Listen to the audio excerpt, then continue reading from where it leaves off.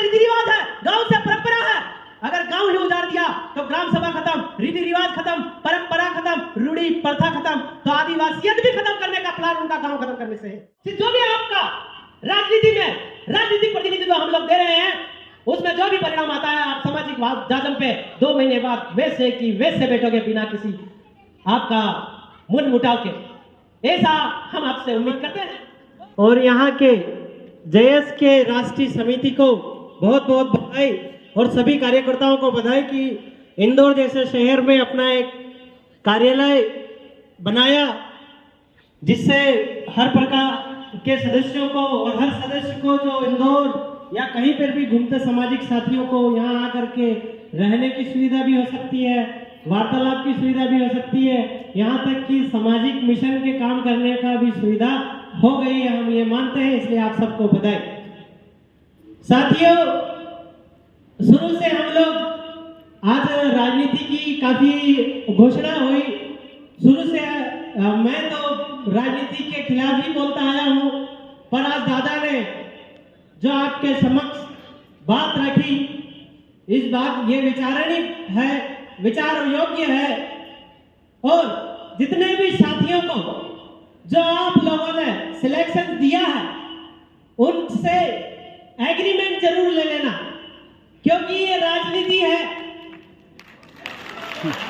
माफी चाहूंगा दादा, एग्रीमेंट जरूर ले लेना, पक्के स्टाम्प पे, नॉन जुडिशियल स्टाम्प पे, क्योंकि लास्ट टाइम की भोपाल में कुछ ऐसे लोग वार्तालाप करके गए थे कि हम समाज का संपूर्ण सहयोग करेंगे, सामाजिक मिशन में योगदान देंगे।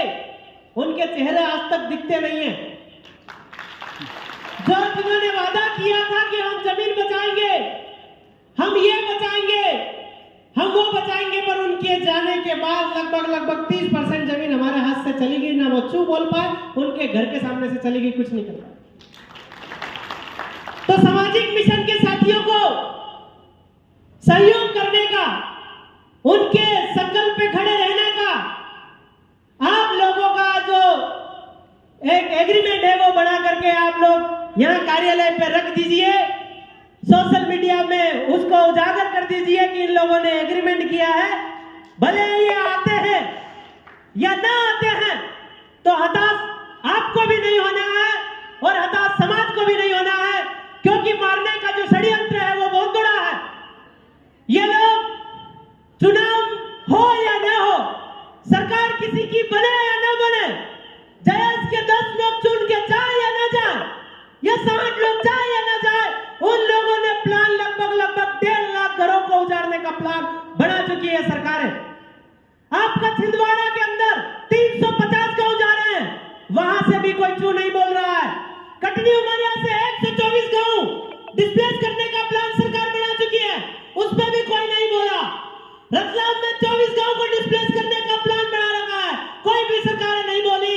ना ही जिन्होंने भोपाल में हमसे वादा किया था हम आपके लिए बोलेंगे, वो भी नहीं बोल रहे हैं। आपका झाबुआ के अंदर लगभग आपका 20 से 25 गांव डिस्प्लेसमेंट का प्लान है। आपका धार में 14 गांव का डिस्प्लेसमेंट का प्लान है। खरगोन में वो बटालियन लेकर के आ रहे हैं, मतलब वहां भी डिस्प्लेसमेंट का प्लान है। आपका खंडवा चले जाए, वहां भी डिस्प्लेसमेंट का प्लान है, वहां भी निवेश कर रहे हैं वो लोग। देवास में भी डिस्प्लेसमेंट होने वाला है। आपका आगर में आदिवासी रहते हैं, उनको भी डिस्प्लेसमेंट करने का प्लान है। और आप मंदसौर चले जाओ, नीमच चले जाओ, मध्य प्रदेश का मंडला हो, डिंडोरी, इसमें लगभग आपके 36 गांव डिस्प्लेसमेंट का प्लान सरकारें बढ़ा चुकी है। यानी कि लगभग 2000 गांव को डिस्प्लेस करने का प्लान सरकार बढ़ा चुकी है। तो आपका सिलेक्शन हो, इलेक्शन में विनर हो या न हो, आप किसी को हताश होने की जरूरत ना है। ये 3 महीने है, साथ 2 महीने का जो मामला है, 2 महीने मत भूल जाना कि कौन खड़ा हुआ था और कौन नहीं हुआ था। समाज के साथ रहेंगे और लड़ेंगे मिलकर के, ये संकल्प लेकर के आपको सबको जाना चाहिए। और जितने भी साथी सिलेक्शन हुए हैं उनको भी इस बात का प्रण ले लेना चाहिए कि ये जो राजनीति है, इसमें समाज का सामाजिक सहयोग तो रहेगा, और फिर भी ये राजनीति है। फिर आप लोगों का जो भी परिणाम आता है, आप लोग समाज के साथ कंधा से कंधा मिलाकर खड़े रहोगे। ये संकल्प और ये प्रण और ये एग्रीमेंट आपको आज देना पड़ेगा। एक्सक्यूज देते हैं कि आपने ये किया, आपने सहयोग नहीं किया, आपने ये नहीं किया, तो ये चीजें ठीक नहीं रहेगी। इस बात का भी एग्रीमेंट आपको करना पड़ेगा, क्योंकि ये सरकारें आदिवासियों को भले बने या ना बने, सरकार किसी की बने या ना बने, 1.5 लाख घर उजड़ने वाले ही हैं। जब तक भोपाल और दिल्ली की सड़कों पे जन आंदोलन नहीं होगा, तब तक हमारे को वो बख्शेंगे नहीं। हर जन को, हर परिवार के एक सदस्य को, हर परिवार के सारे सदस्यों को, एक सदस्य को घर पे रख के और उसके जितने जानवर सदस्य हैं, उन जानवरों को भी सड़क पे निकालना पड़ेगा, तो हमारी जान बख्शेंगे, हमारे घर बख्शेंगे, अन्यथा उन लोगों ने प्लान बना लिया। तो आप सब लोगों को इस बातों का ध्यान रखना चाहिए कि वो लोग गांव क्यों उजाड़ना चाहते हैं। गांव इसलिए उजाड़ना चाहते हैं कि गांव से ग्राम सभा है, गांव से रीति रिवाज है, गांव से परंपरा है।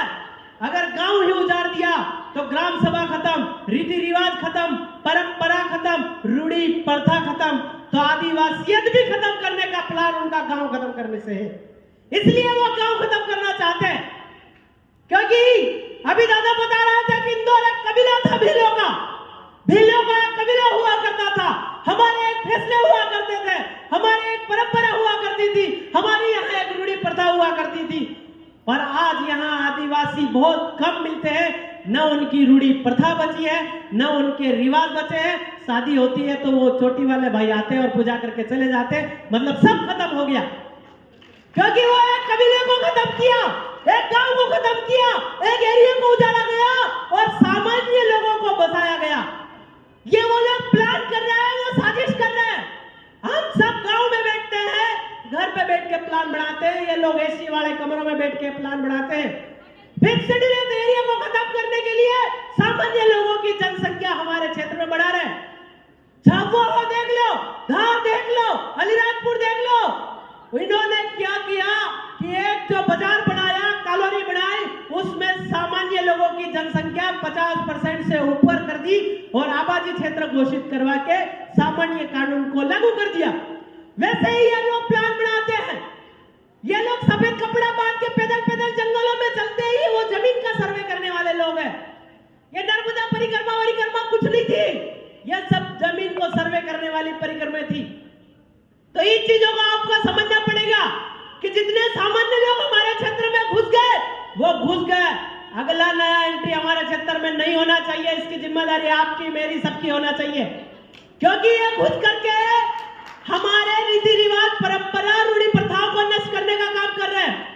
क्योंकि इन्होंने लोकतंत्र को डिजाइन भी इस टाइप से किया है, इन्होंने आपका अनुच्छेदों का डिजाइन भी इस टाइप से किया है कि वहां पे अगर जनसंख्या ज्यादा हो जाती है तो ये आपका, जैसे कि राजनीति वाले भाई लोग बोल रहे होंगे कि ये ठीक चीज नहीं है, पर ये लोग धीरे धीरे जनसंख्या बढ़ा करके आपकी रिजर्व सीट भी खत्म कर देंगे, ऐसा प्लान है। ये तो आपके सामने उदाहरण होना चाहिए। काफी सीटें, 1-2 राजस्थान की खत्म कर दी और मध्य प्रदेश की भी 2-4 खत्म कर दी। तो यह चीज भी आपको समझना चाहिए कि ये सामान्य लोगों से एरिया की जनसंख्या बढ़ा रहे हैं, वहां के वो सदस्य बढ़ रहे हैं, इसके बाद वो रिजर्व सीट है, वो रिजर्व सीट भी खत्म कर देंगे। अगर रिजर्व सीट रही नहीं तो हम करेंगे क्या? क्योंकि ये जो सामान्य लोग हैं वो किस टाइप से कब्जा करते हैं, वो उनकी जो पॉलिसी है, वो उनकी सामाजिक पॉलिसी है, वो हमको मूर्ख बनाने के लिए रोज रात को बैठ के बढ़ाते हैं। हमारे पास कोई सामाजिक पॉलिसी नहीं है। वो सामाजिक पॉलिसी तैयार करने के लिए गांव का कल्याण करना पड़ेगा, गांव को साक्षर करना पड़ेगा, ग्राम सभा को मजबूत करना पड़ेगा। तो ये 2 महीने के जो मामले हैं, 2 महीने तक आप लोग कर लीजिए, 2 महीने बाद वापस उसी मैदान में आ जाइए, क्योंकि ये वही मैदान है जो समाज को बचाएगा। तो यही मैदान है जहां से समाज बचेगा। इन चीजों का आपको समझना पड़ेगा, क्योंकि ये आने वाला भूखमरी भी ये लोग लॉन्च करने वाले हैं। हो सकता है चुनाव के बाद एक बड़ा लॉकडाउन आपके सामने रख दे, तो आप घर से बाहर भी नहीं निकल पाओगे। आपका 30% फसल ये वाली बारिश होने से बर्बाद हो चुकी है। 30% आपका गेहूं का पौधारोपण हुआ, तब अगर बारिश हुई तो गेहूं का एक समय खत्म। तो होली के आसपास बारिश करवा के आपकी सारी फसल बर्बाद कर देंगे। मतलब आने वाली भुखमरी तय है। आपको कोई 4 से 5 विधायक जो है वो आपको हर एक आदमी को, हर समाज को खाना नहीं खिला सकता है। अगर सामाजिक व्यवस्था रही तो सब लोगों को खाना मिल सकता है। इस व्यवस्था पे आप बात करिए। तो हम लोग 2 महीने बाद वापस इसी व्यवस्था पे काम करने में जुट जाए, एक दूसरे पे ब्लेम मारना बंद करें, जितने लोग सहयोग कर रहे हैं उनका सम्मान करें। इस विषय पे हमको सोचना चाहिए, क्योंकि यह भुखमरी लॉन्च होगी, फिर महामारी लॉन्च होगी, अगली वैक्सीन तो आपको चिप दिया जाएगा, माइंड कंट्रोल और मनी कंट्रोल दिया जाएगा। और ये लोग बारिश करवाते हैं, क्लाउड सीडिंग और हाई टेक्नोलॉजी से बारिश करवाता है। अभी तो IIT कानपुर ने कह दिया है कि कृत्रिम बारिश हो सफेद। तब तो आप लोगों को विश्वास कर लेना चाहिए कि आदिवासियों को इस धरती से खत्म करने का प्लान उन लोगों ने बना लिया है। ये जो बिजोला ऑयल इन्होंने जो कैंसर लॉन्च किया, और आपका दिल हार्ट अटैक लॉन्च किया, दिल की बीमारी लॉन्च की, ये आपके बिजोले के तेल और नमक से लॉन्च किया। ये जो आप बालाजी का वेपर्स खाते हैं, ये बीटी कॉटन सीड्स ऑयल से बनता है। और उससे ब्राजील 2020 की रिपोर्ट है कि जिसने भी बीटी कॉटन ऑयल सीड्स का बना खाना खाया तो आने वाली उसकी पीढ़ी नपुंसक पैदा होगी। ये ब्राजील 2020 की रिपोर्ट है। और आप लोग चस्का लगाए जा रहे हैं कि वेपर्स खाएंगे, बालाजी खाएंगे, मोनेको खाएंगे। ये गलत चीजें हैं, इनसे भी हमारे समाज को दूर करना है। या आप एक अच्छे कार्यकर्ता बैठे हैं, या आप जिम्मेदारी लीजिए, समाज इससे बचेगा। ये आपको इन चीजों से दूर होना पड़ेगा। ये नमक बिल लॉन्च एक बड़ी एक साजिश है, इस कॉन्स्पिरेसी को समझना पड़ेगा। दिल की बीमारी भी वहीं से लॉन्च होती है। मतलब पहले अस्पताल आया, बीमारी बाद में आई। इस चीज को समझो, पहले अस्पताल लॉन्च किया गया और बाद में बीमारी लाया गया। अगर ये चीज अगर हम समझते हैं तो हर साजिश को समझने में सक्षम हो जाएंगे। और आपका ये जो हम एक्चुअल में गवर्नमेंट ऑफ इंडिया भारत सरकार का दर्जा आदिवासियों को मिलता है, ऐसा भी बहुत भाई मीडिया में बहस करते हैं। इस विषय में भी हमको गंभीरता से सोचने का विषय है कि आदिवासी जो है अनरिकॉग्नाइज्ड समाज है, नॉन जुडिशियल समाज है। आपका एक गाय का बछड़ा है, उसको उठा करके पानी में फेंक दो, ऑटोमेटिक तैरने लग जाएगा। उसको किसने सिखाया नहीं, सेम टू सेम आदिवासी का व्यवहार ऐसा ही है। और बाजार के लोगों को वो तैराक एकेडमी ज्वाइन करनी पड़ती है कि तैरने जाना है सीखने के लिए। हमारे लोगों को ये नहीं, हम ऑटोमेटिक तैरना सीख जाते हैं। ये नॉन जुडिशियल व्यवहार है, ये प्राकृतिक व्यवहार है। इस व्यवहार के बारे में भी हमें गांव-गांव जागरण करना है, गांव-गांव जाकर के सभाएं लेनी है।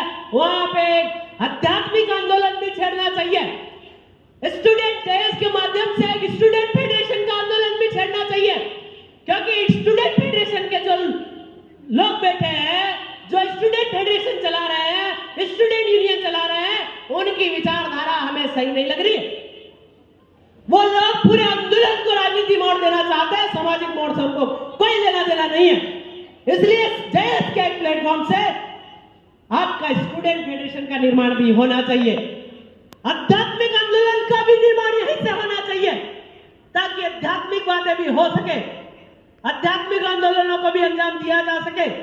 क्योंकि एक्चुअल में लैंड रेवेन्यू रूल जो है, भू राजस्व संहिता जो है, उसके हिसाब से लोकतंत्र बाद में आता है, पहले जमीन पे रहने और खाने का कानून आता है। आप भले कितना अच्छा कानून बना लो, खाना ही नहीं होगा तो क्या करोगे, किससे संचालित होगे? तो जमीन में जो कड़ी जाती है, उस कड़ी से नई कड़ी पैदा होती है, उसी से देश का GDP चलता है। मतलब देह के व्यापार से देश का व्यवहार चलता है। तो ओरिजिनल गवर्नमेंट ऑफ इंडिया यही है। इसलिए देह और देश का मालिक हम लोग कहलाते हैं। तो हम लोगों को इस विषय में भी सोचना चाहिए। तो जो भी आपका राजनीति में राजनीतिक प्रतिनिधित्व हम लोग दे रहे हैं, उसमें जो भी परिणाम आता है, आप सामाजिक जाजम पे 2 महीने बाद वैसे की वैसे बैठोगे, बिना किसी आपका मुन मुटाव के। ऐसा हम आपसे उम्मीद करते हैं। और ये जो है महंगाई का दौर चल रहा है, इस विषय में भी हमको समझने का विषय है कि आपका 1960 में गेहूं का 1 कुंटल गेहूं की कीमत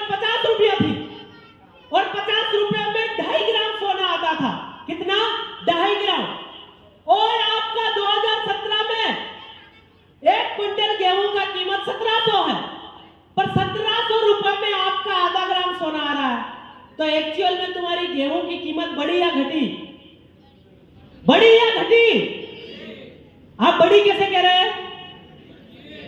1960 में आपका 1 कुंटल गेहूं की कीमत 50 रुपया था और 50 रुपए में 2.5 ग्राम सोना आता था, और आज आपकी 1 कुंटल गेहूं की कीमत 1700 है और 1700 में आपका आधा ग्राम सोना आ रहा है। तो आपकी कीमत जो सोने के रूप में 1.5 गुना घट गई। तो उन लोगों ने पर्ची लॉन्च किया आपको मूर्ख बनाने के। डिमोनेटाइजेशन के समय 1600 करोड़ रुपए उन्होंने जब्त किया और 3400 करोड़ छाप दिया, बिना आपका उन्होंने सोने का एग्रीमेंट किए। तो वो आपको सिर्फ पर्ची 1 बीघा का 1 करोड़ ले, पर्ची बिना अनुमति के छाप के 1 बीघा के 1 करोड़ और जमीन ले रहे हैं, और वास्तविक करेंसी आपका जमीन है, वास्तविक करेंसी आपका खून और पसीना है, जिसमें आप काम किए और वो लोग पर्ची और एक कागज में आपका खून पसीना और जमीन खरीद रहे हैं। इस चीज को आपको समझना होगा, क्योंकि एक्चुअल करेंसी जो है वो उस कालांतर में सोना हुआ करता था। तो ये लोग एक्चुअल में कागज की पर्ची दिखा करके एक्चुअल में महंगाई को बढ़ावा दे रहे हैं। आपकी जो है करेंसी छीन रहे हैं, जमीन छीन रहे हैं, सोना छीन रहे हैं, चांदी छीन रहे हैं। इस चीज को आप समझो, तो हम लोग एक वास्तविक समाज का निर्माण कर पाएंगे जो आर्थिक रूप से, शैक्षणिक रूप से, राजनीतिक रूप से सुचारू होगा। ऐसी परिकल्पना हम तभी कर पाएंगे जब हम इन विषयों पर चर्चा कर पाएंगे। तो ये इन चीजों का समझना कि कैसे वो लोग आपको, हम बड़े अर्थशास्त्री करके मूर्ख बना रहे हैं। हमारे बाप दादाओं से बड़ा कोई अर्थशास्त्री नहीं हुआ, हम उंगली में पैसे गिन लेते थे, ये तो अभी आंकड़ा लेके बैठे।